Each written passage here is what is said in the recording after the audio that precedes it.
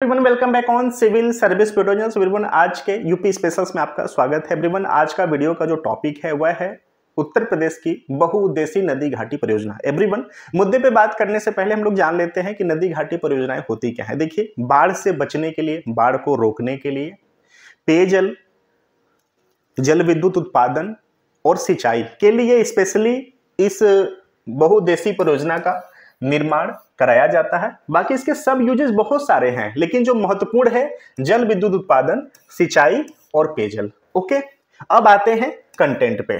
गोविंद बल्लभ पंत सागर परियोजना, इसको रिहंद बांध परियोजना के भी नाम से जानते हैं। यह कहां पर है? सो रिहंद नदी में है। ओके, किस जिला में अवस्थित है? सो जिला सोनभद्र।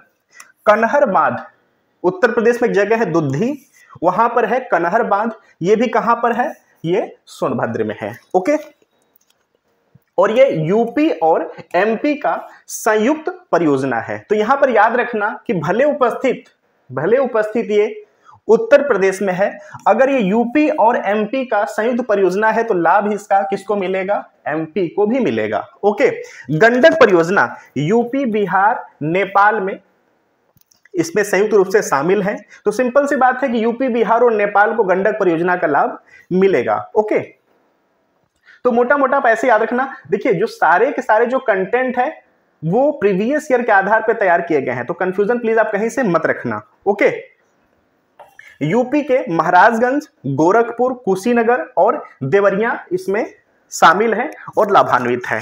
तो उत्तर प्रदेश में गंडक परियोजना से कौन कौन जिला लाभान्वित होंगे?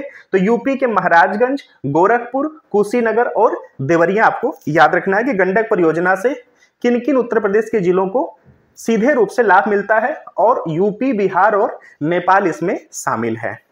ओके, चलिए आगे चलते हैं। नेक्स्ट है रामगंगा परियोजना। यूपी के बिजनौर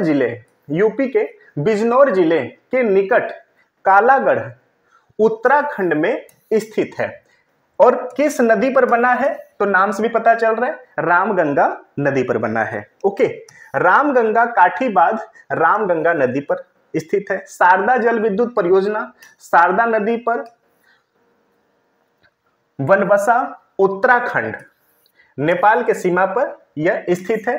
तो नाम भी याद रखना, बनबसा और शारदा जल विद्युत परियोजना, ये आपको याद रखना है, एग्जामिनेशंस में आ चुका है। अगर हम बात करें यूपी लोअर पीसीएस और यूपी आरओ तो यहाँ पे क्वेश्चन आ चुका है कि शारदा जल विद्युत परियोजना कहां पर स्थित है? तो याद रखना, उत्तराखंड में एक जगह है बनबसा, और यह नेपाल के सीमा पर स्थित है। उत्तराखंड का यह जगह है। किस नदी पर है? तो नाम से पता चल रहा है कि शारदा नदी पर यह जल विद्युत परियोजना बनाई गई है।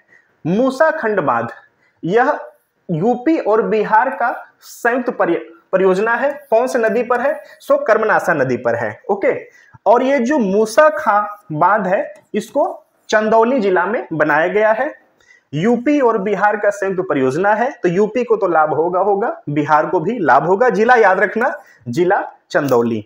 अभी याद आया कि जो चंद्रप्रभा, याद है चंद्रप्रभा कहां पर है? चंदौली जिला में।